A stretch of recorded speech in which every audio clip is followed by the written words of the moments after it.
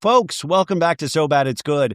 Listen, today, this is going to be a tall order for everybody out there. I know I was adamant that I wasn't going to watch this show, and then I figured, why not? We're on the tail end of Love is Blind. I mean, Bravo's cooking along, but why not add another show just to talk about the subject matter? And that show is called Age of Attraction, hosted by Viall and Natalie, which we've talked about on the show before, but I have a great guest to talk about the overall vibes of the first 5 episodes. They have this insanely amazing podcast. I think they've been doing it since 2015. It's called Love to See It with Emma and Claire. And so today we are so delighted to welcome Claire Fallon. Welcome to the show. Hi, thanks so much for having me. I'm so excited to make your acquaintance. I mean, have you really been doing this since 2015? Believe it or not, we were under a different name at the time. We were at HuffPost. It was called Here to Make Friends. It was back in like the early Wild West of reality TV podcasting. So it's been a long time. So was it all Bachelor and Bachelorette? Yes, that was our focus. Which I do have to ask you. I mean, we're on the precipice of Taylor Frankie Paul as the Bachelorette. How are we feeling? Because I feel like this is a big swing. Yeah, I mean, I'm kind of like excited to see them trying something. It feels like the franchise has been slowly withering for years now. I feel like it could signal some kind of concerning things about where they're headed with the franchise, but at the same time, you gotta take a swing. Like you gotta just do something different sometimes. So I think it'll give us all a lot to kind of chew over. Well, is that the way TV is going now? Is just it's potentially like it hits your alarm bells immediately. Like I've watched every season of Secret Lives of Mormon Wives, and I never once said, "Hey, she'd be a great Bachelorette because she has 3 kids and she seems to be like, dating a bunch of people." But it's just like Age of Attraction. There was never once where I was like, "I wish there'd be a reality show that examined age gap relationships." Yeah, I mean, that's kind of I feel like it's one of the great appeals of great reality TV is that it hits those taboos and it pushes the boundaries of what we expect. And The Bachelor has often played it much more traditional. And the only real taboo it's breaking is what if you dated all these people at once and then you immediately got engaged? And that's just like not enough anymore. People want to see new frontiers, right? They've got to think of something like MILF Manor. That's like, what could I have never possibly conceived of? And probably didn't ever want, but at the same time, now that you're offering it to me, who knows? Maybe. I mean, well, that's the thing. It's like when the Bachelor franchise brought in the Golden Bachelor, it kind of got me involved, and I thought there was a lot of heart to the first season of the Golden Bachelor, but I was still kind of off the Bachelor and Bachelorette train. But now with this, I was like, well, that's a no-brainer. I've got to watch just because I truly don't know what would happen in this scenario. Because I think Taylor Frankie Paul is such a wild card. And, you've been covering these shows for so long and a fan of these shows for so long. Is there something with the audience is that, I mean, we can be trashy at times, but over the years, we're also very savvy. We also, it's like we expect more and more from our reality series. Do you agree? Yeah, I mean, I think that's true. Like viewers are going to become more sophisticated. Just like the people who go on the shows. Like if you watch a very early season of the show and you read the coverage, you can see that like both the audiences and the people on the show didn't know what to expect, don't know how to categorize it. And now there are these like a lot of viewers and people who go on the show know all the different ways this could play out for them, all the different archetypes that go on the show. And the social media aspect of it too. Exactly. And so it's harder to surprise audiences, right? And they do have to keep pushing the envelope for that reason. But as they push the envelope, audiences are also very aware that that's what they're doing. So I think it can be a very challenging thing to make it seem fresh and interesting. Yeah, I always thought with the Bachelor franchise, I was like, we've got to like not let them have any kind of social media influence for like 2 years after doing this show, just so they're truly there for the right reasons. And if they decide to get married, they're forced into a 10-year marriage, regardless if they love each other or not. We got to get strict. Don't we? Yeah, I mean, I definitely hesitate at the thought of forcing any woman to be married to any man. I'm like, you've got to be sure you want to do that, right? Every minute. Wait. Okay, only the woman is allowed to hit the eject button. That's the rule. The man has to be. So I'll consider that. The eject button. Well, I mean, that's with this Age of Attraction, which, the first 5 episodes premieres on Netflix. I think you guys will be hearing this after it comes out, but it's out there. And then there's going to be 2 episodes the next week, and then I think a finale. So it's an 8-episode series. And once again, when I was first thinking of the idea of age gap relationships, I was thinking primarily of like, oh, it's going to be just older dudes trying to date younger women, but they've done something, I don't know if you call it clever, but they have older women dating younger men as well. Did that surprise you, or did you know that would be the experience? No, I mean, I think that is a big fascination of the viewing public as well. I mentioned MILF Manor before. Like, this is not the first show in recent memory Yeah. to capitalize on that kind of prurient interest and like, oh, well, this is even weirder. This is something even less expected. Like, imagine an older woman dating a younger man. That's so unnatural. To a lot of people, it kind of tickles that taboo in a different way, which there's a lot to unpack right there in terms of why that scene is so much weirder, but that also gives them something to work with. But also, like, they have people the same age dating each other. They just cut them all out of the Yeah. show. By the way, spoiler alert, there is that when they do, so it's like they're all in this like Whistler, Canada, you guys, and like this kind of, I don't know if it's like a camping resort or whatever. And then at the end, they have to go like move in together, just like we see on Love is Blind. And then they do a really quick addendum to one, actual couples met that were the same age and they're in love too, but we're going to forget about them after this 30 seconds, which I thought was amazing. Yeah, I was like, wow, what a way to tip your hand that this isn't about the experiment, right? This isn't about let's see who really comes together. It's about let's get some couples together who did not want to date someone who was that different from them in age and see how that plays out. Yeah. We're not here for you guys to really find love. You've made us ashamed to like allow you to be a part of this experiment by dating your same age. Because there's younger couples that like end up finding each other and then older couples that end up finding each other from what I gathered in that quick minute addendum to the I think it was like the third episode, which I thought I was just cracking up when that happened. So I do think it is funny is that Netflix seems to brand their reality competition series when it comes to dating as experiments. And you guys Mhm.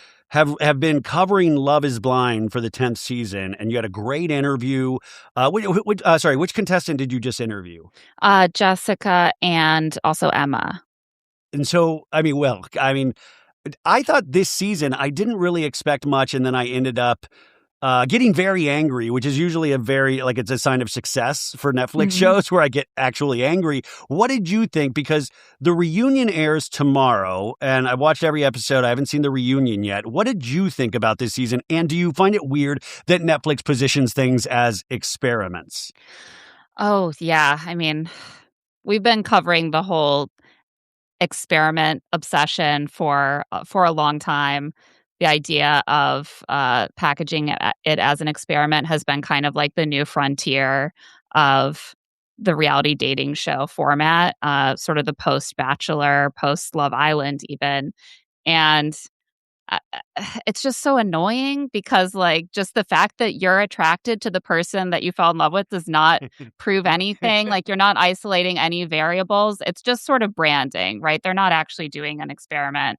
But it does reliably make me very mad. Like, every season, I get mad at least one person. We actually do like an enemies list every Wait, who, every episode. who's on the enemies list for season 10? I mean, and by the way, is it pretty much all of the guys? Because I feel like Mm, this is a shining often. example of putting a spotlight on. I don't want to be that guy that says all men are horrible, but I will say on reality television, especially, which is holding a mirror up to real life, you see more examples of us men and how we are unable to process emotions, physical attraction, all of these things. You see shining examples. So I mean, I watched Love is Blind and I was mainly hating the men. Oh, yeah. I mean, I think often it highlights certain common pitfalls in how men are socialized to handle relationships, for sure. Chris obviously is Chris is a the teeny tiny guy, right? the yeah. Okay, got it. But he's very confident because he's very successful and he has a 5-year plan. And Alex, the Wait, nomad. Alex was a pro soccer player. He wants, he loves soccer. You guys, we all know it. He loves soccer, and he doesn't like dressing up for occasions because I respect that about him. He just kind of likes to go with the flow. But he can talk about anything, and he has a safe house. Where did his safe house? His safe house is going to be in New Zealand, and the trust is going to be in Dubai. Yeah, but I mean, I feel like this guy's getting a lot of shit. Who doesn't want a safe house in New Zealand? I think all of us young men were brought up to say that's the best safe houses in New. I didn't like. I was like, is this guy smuggling dope? Like, I was so confused about the safe house element. He might. I mean, no one knows what he does. Like, it really could be anything. He seems to feel very confident about his career prospects if he's going to be beating all of the tech billionaires to the safe houses on Zillow in New Zealand. Has anybody checked in on Alex the last couple of weeks with Bitcoin falling and like a lot of, I mean, just the market pressure right now? He doesn't trade Bitcoin. How's the Australian dollar doing? That's the real question. I like he tells the what's her name's dad is like, I do a lot of day trading. I do about what did he say? Like I do about like 3 deals a week or something. And I was like, that seems low. Seems low. I have no idea. Like, sorry about that. What are you supposed to be doing when you're day trading? Like I'm not on Robinhood. I just feel like that lifestyle, it would be more than just 3 deals a week. I feel like it's also one of those things you can't dip in and out of. Like, I'll spend 5 minutes on it and then go about my day. Well, he's sitting there, he's listening to the Federal Reserve chairman, he's just soaking in it. And then he's waiting for his moment, it's like industry. I hate to say this, but Alex just got promoted to the head of the Fed. He's working with the Department of Treasury. They loved what they saw on this season of Love is Blind, and they thought he would be great in the administration. So that's very exciting for Alex. It's sad how realistic that is. Oh, by the way, I know I say that, and some people will take that as fact, and like that'll get passed around on Reddit. No, that is not true at all. Thank God. But you speak about it, and in your podcast, you both speak about it, and I always question this myself: is that we twist ourselves into pretzels trying to like have this be a sociological experiment and go, this is so, we see how men are conditioned, like you just said, and all of this. But sometimes I just feel like I don't know if it can hold the weight of these conversations because they'll position it as experiment and they'll try to say, oh, we're doing something deeper. But sometimes I just feel like, well, sometimes it's just dumb and it's just dumb all the way around. And we can't, like, we have to make ourselves feel better about it by going, this is a perfect example of how this and this and this. Yeah, no, I think that's completely true. I think to me, it seems like it's related to the whole like self-optimization like trend. That's like, I'm not just watching a TV show. I'm learning about, the best way to start a relationship and learning about the most important, or to go on the show is not just to go try to find someone to date. It's like, I'm going to find the perfect partner in the most optimized way. Like everything has to be kind of tweaked until it's absolutely right. And that's like a big part of the kind of dominant mindset of how we're supposed to approach everything. Right. But like ultimately you're just sitting in a room, you're sharing the most banal stuff about yourselves. And then in real life, you're like, oh, we have terrible communication when we have a conflict and we're not attracted to each other and it's over. It's like, have we learned anything from this? I do like but when they do refer to it as experiment and stuff like that, I do like what psychologically they think they're doing to the audience, because then we're sitting down and going, hey, I'm participating in an experiment tonight. I've got to watch 5 experiments happen tonight. And that's what I spent my evening with, like doing science, as I always do. And I wonder if they think that's the button they're hitting for the audience, or, like how they position it in their minds. Like if the producers, have you ever had a producer on from Love is Blind? No, not from Love is Blind.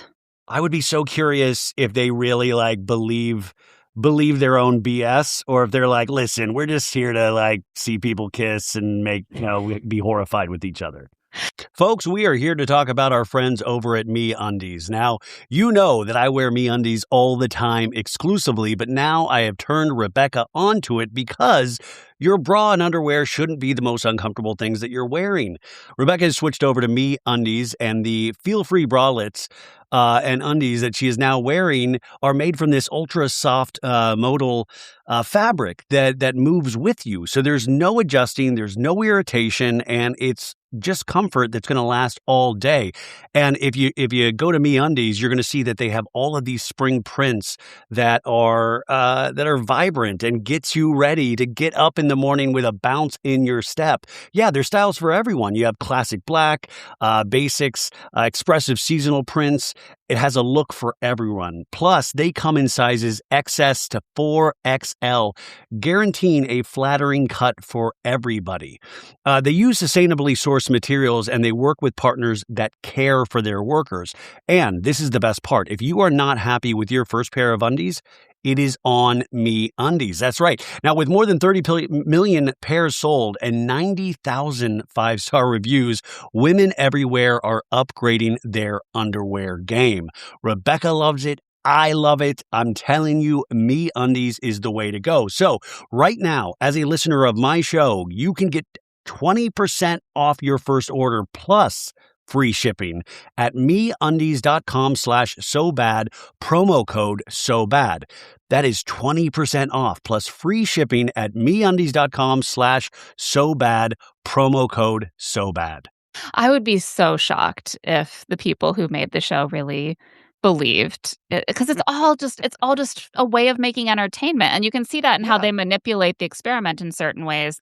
What they want are, like, 4 couples who are huge disasters, 2 who get married, and so in that way, they manage that balance of drama and excitement, and also people have a love story to believe in, and whatever they have to do to engineer that outcome is what they're gonna do. It's not about they're not gonna be publishing a peer-reviewed paper on this. Yeah, by the way, I got my doctorate in Love Is Blind last year from DeVry. So the other thing I was thinking about with these experiments is obviously people are choosing to participate in them. And we have this whole thing that we can't ignore anymore is that, just like people aren't necessarily here for the right reasons. They want to get a little taste of that fame, whatever that means to them, or social media influence. So already that, it's like I never trust anybody that chooses to go on reality shows in the first place. They're already suspect, It's like, do we have any like shining examples on these shows anymore of like, well, that just seems like a well-adjusted, great person. I mean, even if you are well-adjusted and great, they're not gonna wanna show too much of that side of you, right? That's horrible. It's boring. Yeah. Right. And there are some people, we always say our enemies list is tongue in cheek because we don't know these people. And then we're like, but Yeah. that guy really seems like an actually bad person, right? You feel like maybe there are certain moments where you can see someone's true character. And maybe that's true or maybe it's not. But it's also true that they could edit together a string of anyone's worst moments and make them look like a real piece of work, as Alex's mom would say. And I would shudder to think how I would be portrayed on a show Oh, like God. this. But see, that's why but I don't want to speak for you, but that's probably why you would never go on a reality show. Oh, Is there? certainly not. Yeah. Certainly not. I mean, I feel like we have enough information now where we know this is ultimately bad. Like if anybody's listening out there and going, I am going to find my love on a reality television show, I'm going to give you my number because I really want to talk you out of it. Just no offense to any of these shows. I really enjoy watching them most of the time, but I feel like it's a scary part of society. In fact, they have those Netflix cafes they're opening up now in more places. And I was like, I can see one day where they will have Love Is Blind pods where people can go pay to do it on a Saturday night and meet like just normal people. It's not for film, and that's how they're going to choose to find love.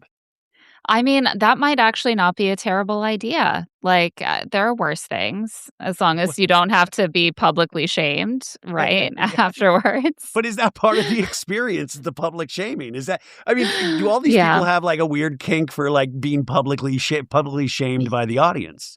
Oh, God. Oh, I think a lot of people think that they are going to be like the Brett and Tiff or the Lauren and Cam. There are these couples that are just beloved, or maybe you're like, oh, I won't be quite as shiny. I could be like a Bliss and Zach where I have a bumpy journey, but ultimately But people are then, rooting yeah, for us, right?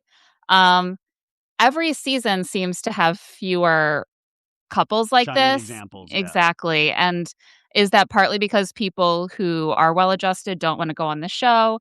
I think more of it is that they wanna keep viewers engaged by pushing these really toxic storylines and sides of people. But if we encourage everyone who's well-adjusted not to go on the show, then it's What do we not have? gonna right. So Yeah. that's the sacrifice that they have to make. We'll get to Age of Attraction in a second, you guys, but I saw a Starcasm, their account posted Love is Blind total statistics after 10 seasons.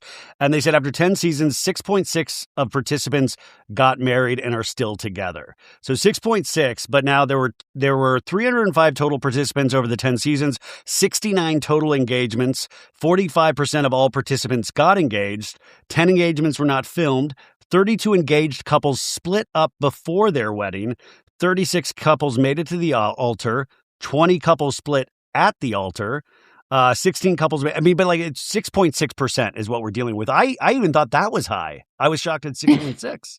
I mean, at a certain point, it's like, what are the odds that anyone's going to get married after starting to date in any context, right? Like some Exactly. people Yes. just get married. Like, well, also for those of us that are like in relationships or longer term relationships, I think one of the beauties about relationships too is that it's not all in those first couple of months or even the first year. It's like built up over years of getting to know people and loving them deeper or trusting them or letting down your guard. And I mean, that doesn't happen immediately. Like, and I don't think there's any show that can speak to that because of the quickness that reality television wants to incorporate. I mean, I just feel like that's always left out of the conversation.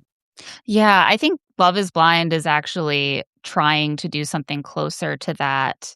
A lot of these shows also like The Ultimatum and Age of Attraction, by showing something that The Bachelor and similar shows have not shown historically, which is like what happens to the relationship once you're committed to each other and you're living together and like you have to go to work. Like, where does it evolve from there? But they're still limited. They can't follow you with cameras all the time for 2 years. So they're trying to like accelerate. And then they go around saying, oh, it's just like we've been together for 5 years because we had so many long conversations in the pods, right? Yeah. But it's still very uncomfortable to see people who met 3 weeks ago arguing and having the kind of conflict that you might expect after like a 5-year relationship. So even if you do kind of accelerate to those thornier issues, they don't have as firm of a foundation and it just doesn't feel as natural and satisfying to watch. I don't know if there's a way around that, but I do think that that's what Love is Blind wanted to do. Okay, so they want. I mean, they had good intentions potentially. Yeah, who knows? And by the way, the music budget this season on Love is Blind is phenomenal. I don't know if all of a That's where it sudden all they went. pumped up the music budget, but Age of Attraction, I'm sad to report that does not have the music budget yet, unless this thing is a success. Wait, finally, when you guys do the podcast and you're like interviewing Jessica or something, how do you guys convene in terms of like, this is what we want to know from her, this is how we're going to approach the interview? How do you guys do this? Because you've been doing it for so long. Yeah, I mean, every interview is different, but we usually don't get that much time with contestants from Love is Blind. So we just try to dive right in. And we're like, when we were watching the show, at what points were we like, I want to know what they're thinking right now. I want to know what they think about that. Is that really what happened? We just try to get all of that stuff down and ready so we can just knock them out. Yeah. I mean, was there anything that surprised you when talking to Jessica?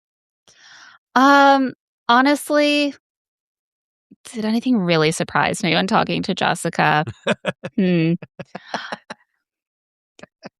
I mean, the thing is that her storyline with Chris, like, it kinda said it all. I think there were a couple things that she revealed, like, the timeline of their relationship was really surprising to me. It ended so soon after they got back from Mexico, which I didn't realize. The fact that she'd asked him a few questions, in Mexico that I thought indicated that he had been, like, maybe sending up some red flags for her, and she was like, "No, I was just joking around with him. I saw no red flags at all." So little things like that. But it was really fascinating to hear her take on everything that we saw unfold. Yeah. Okay, so moving to this Age of Attraction, Netflix's newest reality, I guess, I don't know if it's a competition series, but it's basically asking that question about age gap relationships. And, my brain is so mushy now since I watch all of these shows that I watched the first 5 episodes and I legitimately couldn't tell if this would be the next breakout hit on Netflix. What did you think? Or are you in the same position I am where I can't tell? Yeah, it's hard to know for sure what people will respond to. I do know that I was like, this is really boring. I was not expecting a show with this concept, which is so like overtly taboo and kind of envelope pushing. I didn't expect it to be this boring. And it seemed like part of that was intentional decisions to give it this very sort of like spa like vibe that I thought was Or kind of also to odd. class it up. You used the perfect Mm, example of MILF Manor because MILF Manor wore that on its sleeve with pride, and they tried to make it a little trashier. They tried to lean into, I mean, they called it MILF Manor for the love of God. And in this, they're trying to force deeper conversations, which to my earlier point, I don't think they ever do successfully. Like, I don't think, and I think with Love is Blind, you have the pods. It's like this great, it's this great device. And here you just have age gap relationships. And already when you see these people, you know who's older and you know who's younger. You don't know the right. exact age, but you already know. Like, nothing should be a surprise here. So the only one that was a surprise, kind of, was when the one gentleman said he was 60 years old. That was the one. I was not surprised. I don't wanna, like, pat myself on the back. I was within 2 years on absolutely everyone. I was Oh, like, I "But thought how like who is this 57, fooling?" 56. See, I yeah, mean, like, it's not that surprising. You can I think that if you weren't motivated by the desire to convince yourself that a relationship could work, you would be able to tell the difference between like, wow, this is a really hot 60-year-old and this is a 40-year-old, right? But yeah, they're yes, maybe telling themselves some stories. I was like, he looks like an extremely handsome, fit older. 60-year-old. Like, I don't know.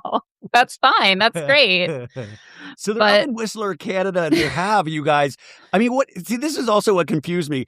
Like, when you see them all walking in together, it looks like an army of men and women, like an army. Like, I was like, oh my God, it looks like hundreds of people participating. And then we really kind of boil it down to just like a core group of people. So I, at one point, was like, did they hire extras for this?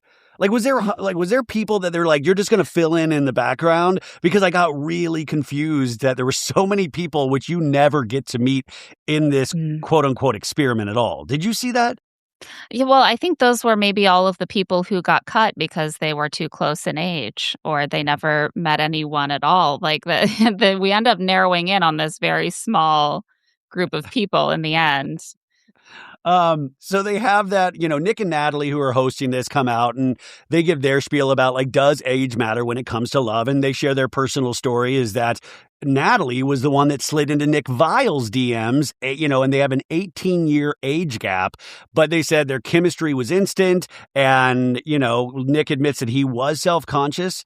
Did we like the same movies? Which is always funny because that keeps coming up from other gentlemen in this. Do we understand the same pop culture references? Which I found interesting that is one of it's not anything deep. It's just, do you understand G.I. Joe? Will you understand Back to the Future? Like, that seems to be the biggest concern. Right. It's like, I don't know. My husband is 4 years older than me, and we have different pop culture references, and it's really not that big of a deal. Like, that's not. What if you were like, and it almost destroyed us? It Yeah. Like, almost tore us apart. yeah, you can usually work that out with a little light Googling. Maybe you share some movie nights. Like, you can introduce your much younger girlfriend to the Spice Girls. Like, it's going to be okay. There are a lot more significant differences that might come up that they No, don't seem it's just that pop worried culture. about. That's the only thing that matters. It's the only thing. Yeah. So then you guys, so they're all meeting, deciding like who they have chemistry with. And then if you want to find the age, there's a thing called the promise room. They always have these like devices. So this is the promise room. You can invite them to the promise room. You can exchange rings. And that's not like wedding rings. I don't know why. They just had exchange rings. And then that means you're committing to each other. And then you're going to reveal the age and you're going to leave the retreat as a couple and then move in with each other. And then the final step is introducing them to your closest friends and family. And that happens in episode 6 in the second drop. And I imagine when episode 6 rolls around, if my family had been involved in any of this, they would I would hope, smack the living shit out of me because none of this feels, this just feels unholy. And I'm not even religious. Yeah, I feel like we're gonna see some family pushback more I so hope than on so. the average show. Well, a lot of these people have kids, you guys. There's Yeah. moms with kids and there's dads with kids. And I mean, I think nothing would scare me more if all of a sudden my dad wanted to go on a dating reality show and have me participate in some way. I feel like that would be such a slap in the face to my mom's memory. Like, Yeah. do whatever you want in your personal life, but I do not want to have it on TV for millions at all. Yeah. No, I mean, my dad was dating when I was a teenager, because, my mom passed away, and if I was thinking about this, I was like, I hate to moralize about people who are parents going on dating Yeah, shows, right? Like, they're still people, they still get to live full lives, and it can show their kids that they go after their dreams. And then I imagine my dad going on a dating show when I was 14 and coming home with, like, a 23-year-old girlfriend, and I was like, "Absolutely not, that would yes. mess me up." That would be really bad for me, I think, as a young woman growing up to be like, "This is what my dad sees as valuable and desirable in a woman." Like, I don't think that would be good for me to see, and Oh. so I am kind of moralizing as I watch a little bit. I am getting a little bit puritanical. Yeah, I know that happens to us all. I mean, we lost mom a couple years ago, and Mhm. it's like my number one concern is teaching my dad about AI, which then that scared me because I was like, when's Netflix going to get on the AI dating experiment? Because it's right Oh around the gosh. corner. Because I my mean, dad's been fooled by AI now not AI girls, but just AI in general a couple of times, and that's the part that legitimately scares me as well because they're going to make a dating show out of it or some well kind of show. I'm ready for them to move on and say, "Okay, AI is sentient, they're people, so they can now date each other." Like, leave us out of it. Well, did you read that one thing where they let the AIs communicate with each other now? They, Oh like, god. put, like, 2 AI speakers up to each other, and then they started speaking in a separate language. Like, Oh god. crazy. I Yeah. really hate that. Thank you. Oh, Hate yeah, I knowing hope that. nobody loves that, but yeah, it's totally anyway, so that's what did you think about the promise room and the rings and the Ugh. revealing the ceremony of it all? Well, yeah, they have to have a structure. One of the things the show I think really suffers from is not having enough structure prior to that. They're all just like hanging out at a resort, and it's hard to tell how much time is passing or how different relationships are progressing. But then they have this one piece of structure. And it's weirdly kind of purity ball themed, I thought. Like, it's the promise room, there are promise rings. Yeah. It just felt like kind of a random thing to grab onto that doesn't didn't seem to have anything to do with the central concept of the show. I felt like they could have made it a bit more like without making it super tawdry, they could have given it a little more pizzazz if they weren't leaning so hard into the like, this is just a classy, relaxing spa resort where beautiful people can drift around next to each other and maybe fall in Yeah. love. They could have made it a little more fun. Because they had a couple excursions, even though they didn't make a big deal out of it. Like they went whitewater rafting and zip lining, but they didn't. It wasn't like a huge part of anything. And I did appreciate a couple times there were multiple people that'd be like, "This is really good wine. This is great wine. This is very good wine." But they never. I'm like, they've just got to have like probably one white and one red. But I was like, multiple people said it was really good wine. And also, why don't they give us ever the amount of time that they spent here? Like, was it a week? Was it 2 weeks? Or did they? Right, I have no idea how long they were there. The couples that ended up together, I had no idea how long Yes. they'd spent together. Like, a show like The Bachelor, like, to a fault almost, documents every ounce of time that they spend together, but that gives you a clear timeline of the relationships, and I was just like, And I ma need that because, like, I don't know why, but it does something in my brain where I'm like, I could accept it if this is like 2 weeks plus, but if this is just a week, this is completely ridiculous. I want to know how long they spent in Whistler. yeah, I think that the format should have been tweaked. Like, Yeah. I wanna see challenges, I wanna see organized They, structure. they, I mean, this is a dark thought, but it was like, if some of these people, especially the 60-year-old man, like there should be a challenge where you're like changing an elderly person's diaper or you're like, like what they're going to have to face in the future. I mean, I know that's great. I thought they could have a little fun with it and I don't know, but none of that was had. And that's to my point was they were trying to have more serious conversations that never got past the point of community college to me. Yeah. No, they don't wanna deal with any of the actual implications of having a large age gap in the relationship. It Did doesn't we ever seem talk about death in this at all? No, I think we're gonna start seeing more of them be like, "Oh, when I'm 40, you'll be 60." Yeah. and the mortality part of it all remains unspoken, but seems important. I think it does seem. I think it seems very important. I will say in the first episode, there's a bunch of people that you kind of meet briefly that we never see again. Like there's this goofy guy Tristan who was like, "Hey, I knew I liked older ladies when I was 13. I saw Kim Zolciak in a supermarket parking lot, a busty blonde. Heck yeah!" And some older ladies like, "Were you named Tristan after Legends of the Fall?" And he was just like, "I could leave with this girl right now." But then we never see him again, really. Yeah, I think the the older women are not interested in dating creepy 20-somethings who are, like, fetishizing them, Claire, I right? was so hoping. I got scared, though, because I was so hoping. And then this is how mushy my brain is, where I was like, well, maybe he's so confident that, and he was kind of goofy looking, but I was like, maybe he's so confident that they're like, I like the cut of this guy's jib. I didn't know, so I was thankful that he didn't move on. Well, and, like, everyone's different, right? But now that I'm, like, getting into my like, I have 2 kids and, like, I'm not as young as the most of the contestants on The Bachelor anymore, I do look at someone like that guy and I'm like, that is a child. Like, he thinks he's a grown-up and he's confident and he's suave, but, like, could not be coming across more as, like, a child right now. Yeah.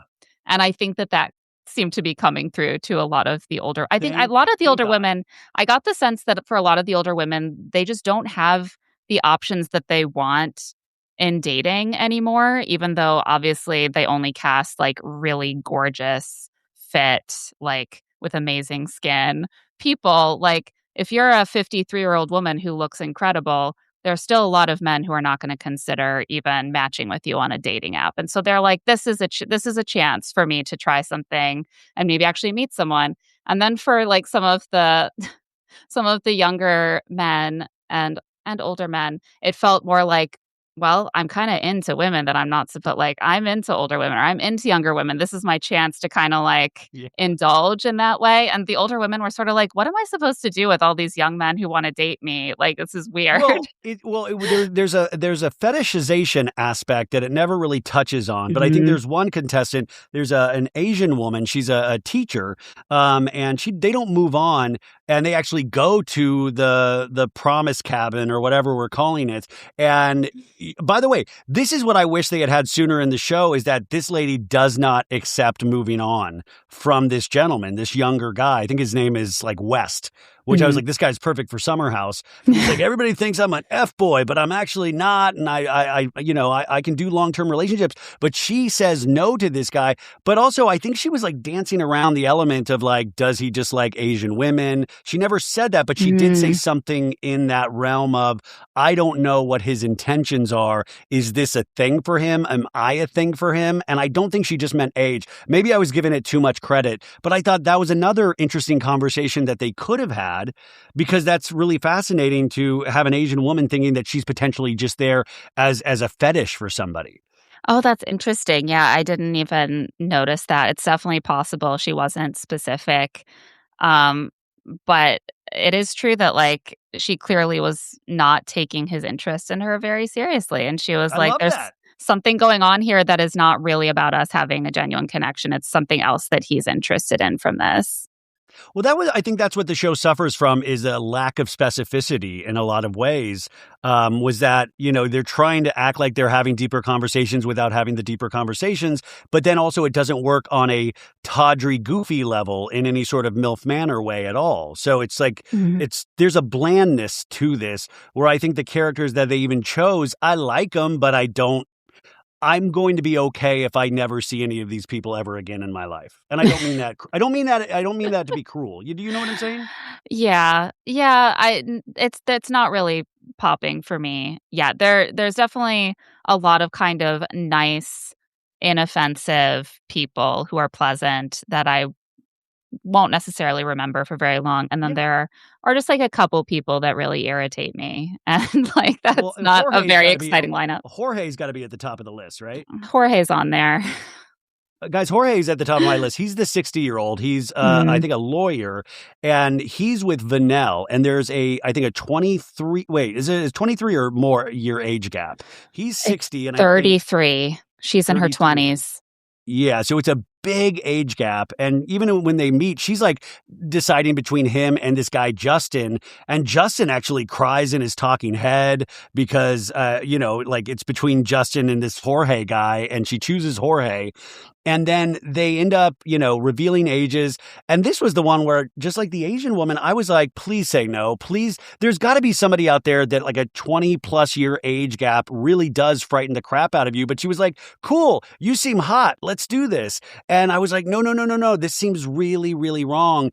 And they move in together, you guys, and she is a virgin, and she wants to not well, she doesn't wanna have sex before marriage, and she'll do some other stuff, which they talk about, but then I feel like he's just pressuring her, like trying to break her down of like, "You say celibacy, but you're doing this other stuff," and it's so gross and so infuriating. Am I wrong on this? No, you're 100 it's really upsetting to watch actually, especially because he starts out by saying she says, "I'm celibate for faith reasons.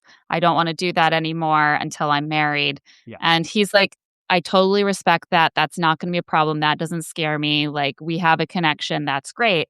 From the first night they spend together, he is building a case. He is lawyering her. He's putting his Yes. exhibits together. He's like, "Oh, well, last night, it's interesting who came over to my side. I said, you're Miss Celibacy, so you should be over there on the other side of it." I'm sorry. Celibacy doesn't mean you don't cuddle. Like, I you're going to use that against her if she wants to kiss you, if she wants to cuddle. You're going to use that as evidence that she is a hypocrite or she's inconsistent. And so she should just have to sleep with you, I guess. And this is also the guy, you guys, that he has 2 kids from Mhm. 2 different moms, and does not tell her about them until after they've gone through the promise tent or what I keep forgetting what they call it. After that, then he tells her when they're on the outside, which is like, how do you do that? Isn't one of the most we're about to have our first child in a couple Oh, weeks, and congratulations. already thank you. Already, I can't imagine not wanting to like, my audience is already annoyed of me talking about her so much because I can't imagine how you talk about anything else. How is this guy not, like, yelling out that he has 2 kids? How are you keeping one of the biggest parts of your life from somebody? And she also excuses that. She's like, "Okay, that's okay."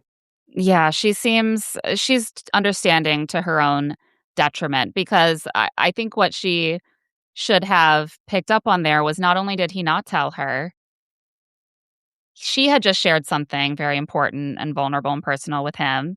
He didn't offer that in return. She asked him about having kids, and he did not at that point say he had kids. She said, "Would you wanna have kids?"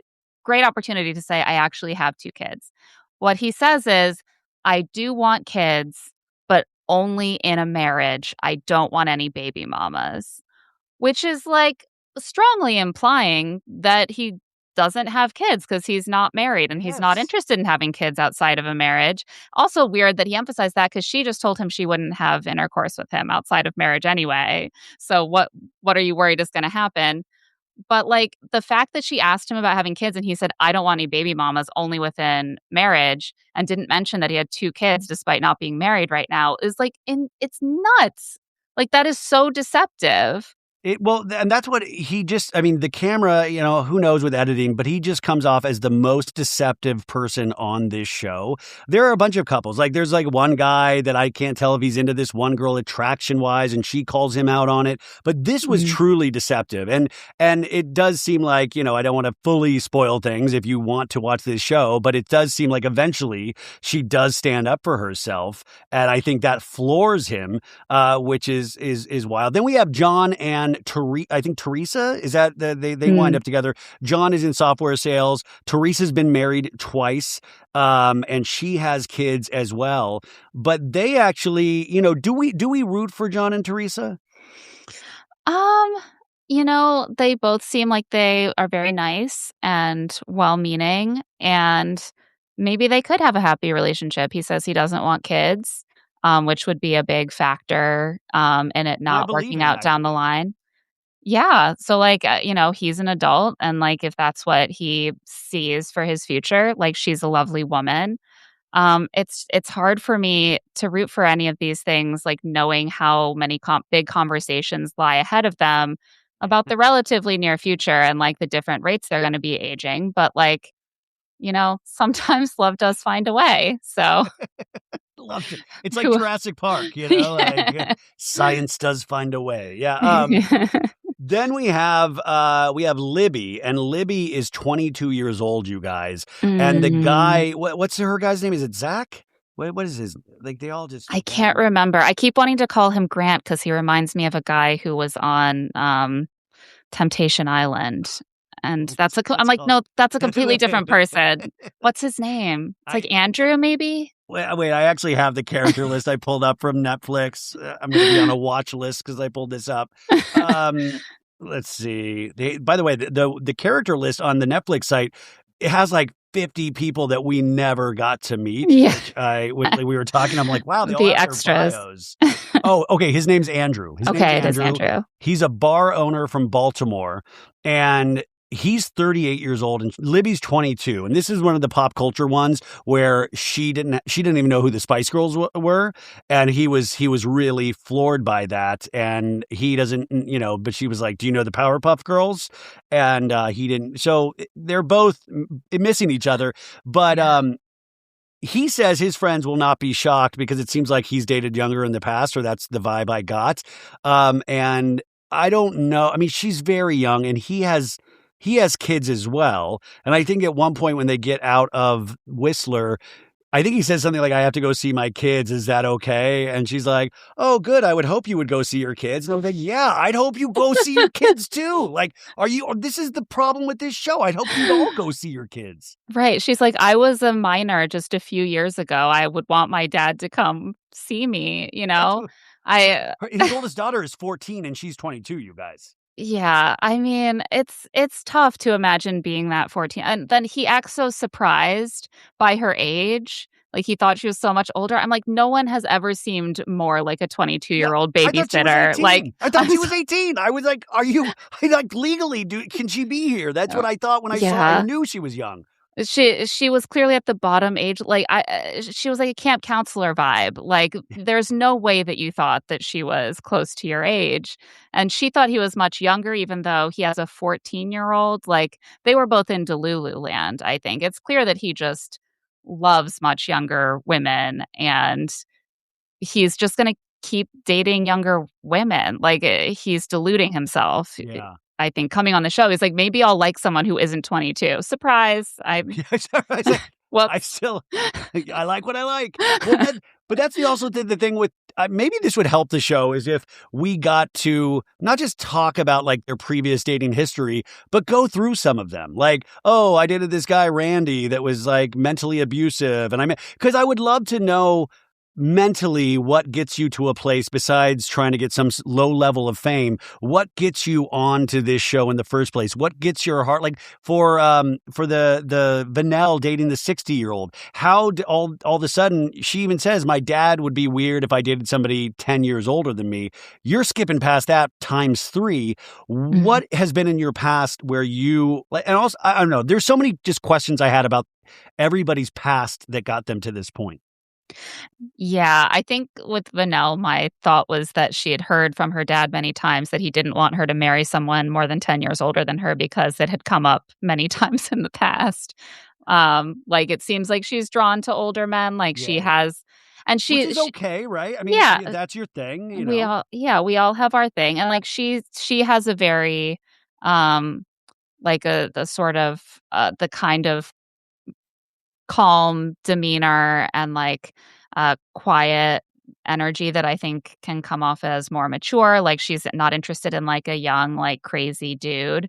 But then to see how that gets turned in very quickly in her relationship into, like, Jorge treating her like he's her boss or her dad who's gonna kind of tell her how the world is and how to behave is unsettling. It seems like maybe it's actually not the best thing for her.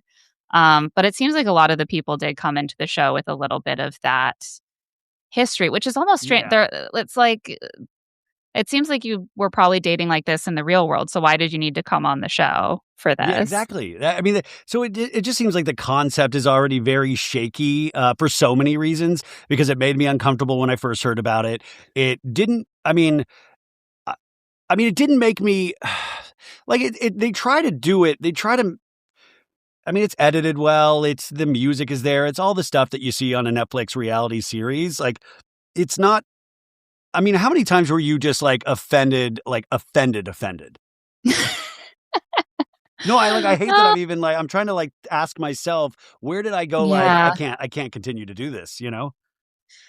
Yeah, they steer away from a lot of the more, like, lurid stuff. I think that I was more, like, bothered and offended when it seemed like there were people in the cast that they had brought on who were kind of, like, openly fetishizing each other based on age, and that sort of thing, and or, like, using that kind of power differential in a negative way. Like, there's so little that the show is doing outside of putting those people together, there aren't a lot of, like, campy structures, as we said, like challenges or, like, um Yeah, so, yeah, I think that some of the casting choices struck me as kind of intentionally done in order to set up those kind of uncomfortable encounters. Like, why would you cast that guy Tristan unless you're just, like, excited to watch him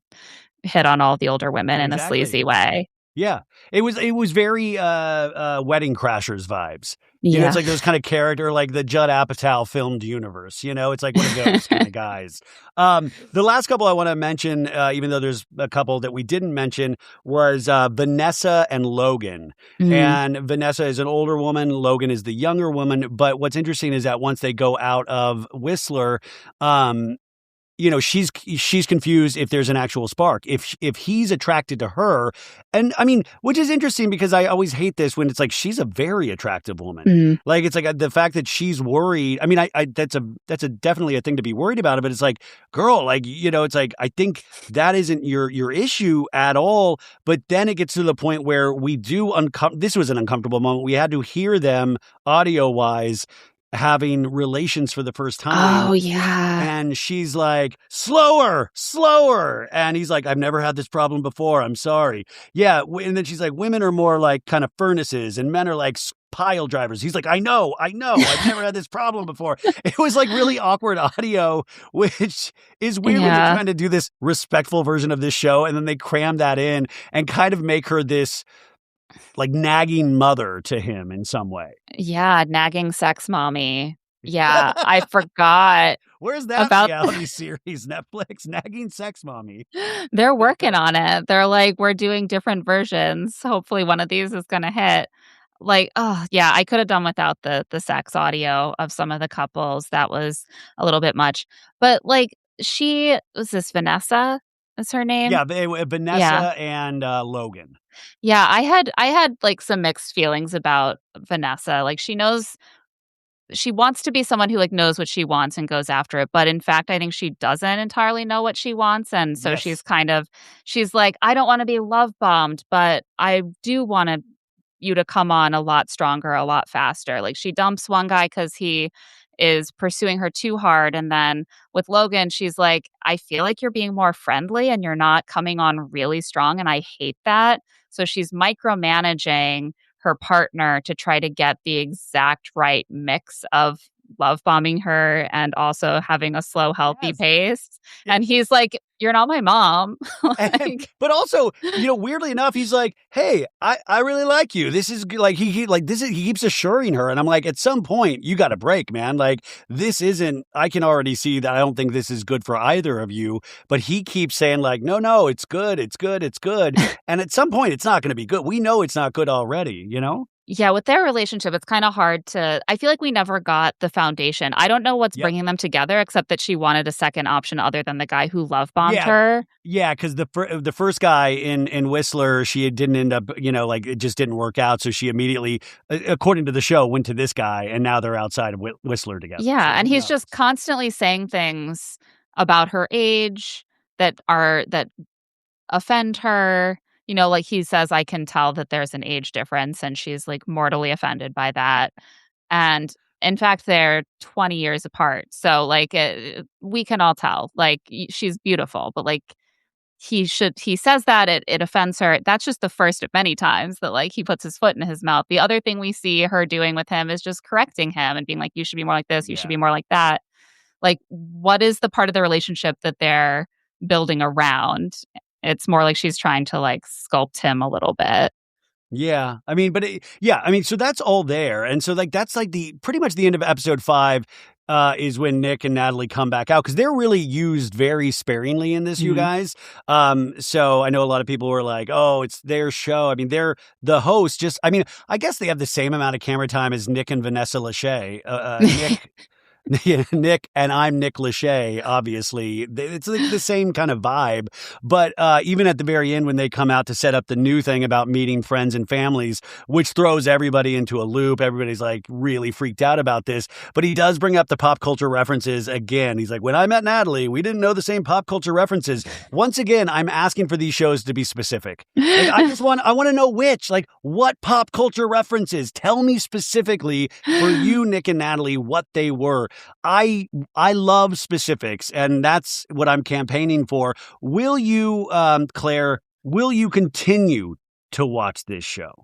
Yeah, I think probably just for professional purposes. Like, to be honest, For if some, I'm going to watch it for science, just for the well, experiment. Yeah. you have the passion for the work in you. I'm just punching the clock here. No, I mean, often I get really excited to have a new dating show to watch. Yeah. And with this one, I was like, after maybe 40 minutes, I was like, I could stop. I could just stop and never have to do this to myself again. So now I just have to finish.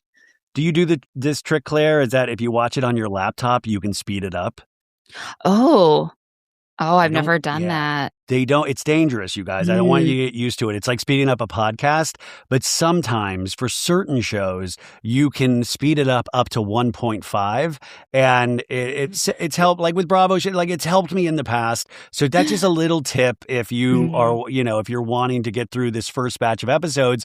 I mean, I'm going to finish it out just so I have OCD and I hate leaving something unfinished. But I was just trying to think who this show is for and will this show catch fire like Love is Blind initially did 10 seasons ago? Is there enough here? Is there enough here? So far, I don't think there's enough. Yeah. Like, what's your sense? Like, to me, I was just like, ugh, this is kind of boring, and the little bits that aren't boring are creepy. But Netflix is such a juggernaut where it's like people will just watch Netflix. They'll watch whatever's out there. And so you're already going to have it. I mean, it'll automatically be in the top 10, but how long can it stay there? So I don't know. I don't have I mean, I don't think this is going to be huge, but it'll be interesting. But like even this conversation right now, I can't imagine what other people are going to, not that we're having like, I'm the smartest conversationalist, but you know what I'm saying? Like what else is going to be said about this show that we're not kind of just broadly stroking right now?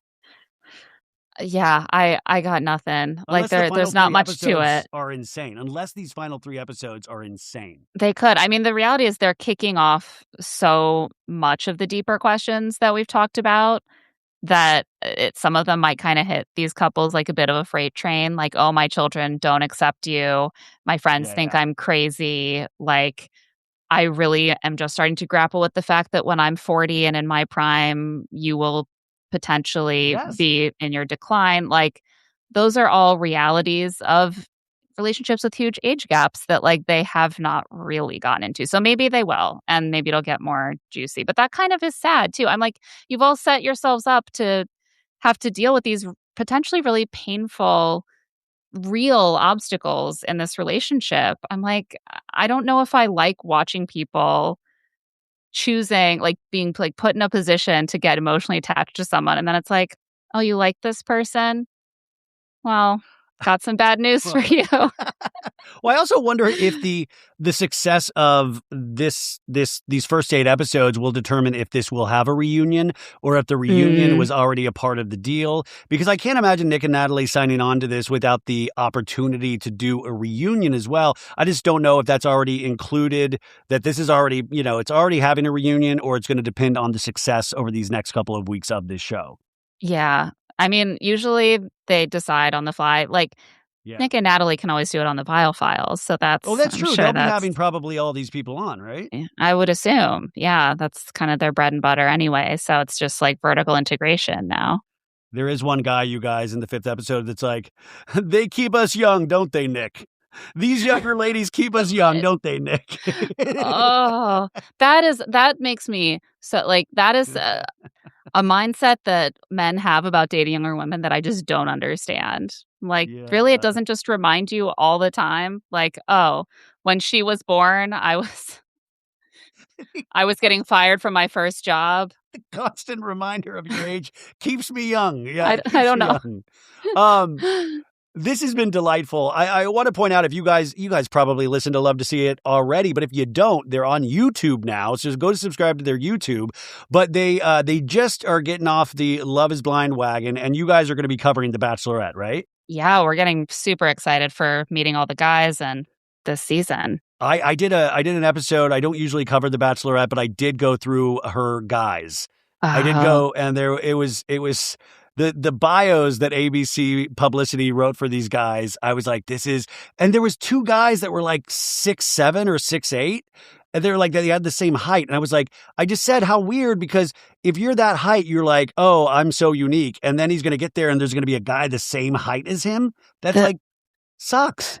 if you're like 5'11" on The Bachelor, you look like a hobbit. Like, they love to cast a super tall dude. Yeah, I mean, but just two at the same height. I just would imagine like that Yeah. would it would be like, that's my special thing is my height. And then there's immediately someone out there that's taking that away from you. Yeah. 11 years into this, how has it changed for you guys? Do you still have the same love for it? I mean, because Yeah. for me, it's hard. I love these shows, but then in this day and age, it's like you try to have compassion and empathy, but at the same time, there is like this stupid anger or you want to be silly. Do you guys struggle with that at all? Yeah, like, we've been doing this through a lot of ups and downs in the world of The Bachelor and a lot of, you know, new parts of the discourse. There was a big campaign a few years ago around body diversity on The Bachelor, around like Black Lives Matter and The Bachelor. So that there often are like new conversations that you're really bringing into covering these things. And sometimes, that brings new challenges, but it's always really great to see people looking at these shows through a more critical eye and wanting to talk about them through those lenses. But it's like it did start out as kind of like a work hobby. Like, we did it on the side. We worked at HuffPost. We did it for fun, basically. And we got laid off in 2021. And so that's when we kind of started doing it year round every week. And it does make it a bit more of like, you never get a week off from reality TV again, right? No, Like, yeah. I mean, we have this. I got laid off, I think, in 2021 as well, and I was mhm. doing it for fun before that, and then I was lucky enough to continue to do it as my sole job, but I never planned on this. I thought, I was just gonna be watching these shows with, like, wine and cheese in my underwear every week, and now it's like a completely different. Sorry to give you that image, Claire, I'm so sorry.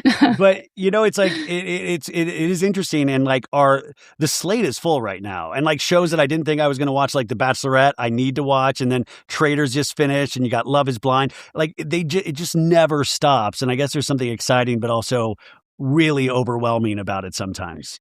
Yeah, they're weaving it all together, right? Like, you think you can just watch one show. Oh no, people from that show are on this other show. Then you watch the other show. Now you're drawn into all of these other reality TV universes. So I used to never watch Bravo, and And I you're still don't have finally I still don't have time to watch all of Bravo because there's so much, but, like, what now what do I'm you dip watching your toes into? Summer House. I keep up with pretty well now. I did some Vanderpump Rules back during Scandival. Like, Good, I'm good. dipping in and out. I'm doing Real Yeah. Housewives of Salt Lake City. You gotta keep your fingers in all the pots because the worlds keep overlapping. You gotta know what's going on. Well, because that's what sucks about like the trade. Not it's great about the traders. They bring everybody together, and then I'm like, Big Brother's like a huge blind spot for me. So then I'm Yeah. like, oh God, do I have to pick up Big Brother now? And it gets a lot of pressure. And then the Netflix shows, thank God they haven't cross pollinated with traders yet, and thank God TLC hasn't either. Because I used to be like a 90-day fiance guy, and now I can't.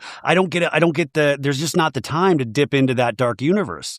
Yeah, and some of these shows, like, take a lot of time, and you're gonna have a kid soon. I have a 2-year-old and a Yeah, how is six-year-old. that with what you do?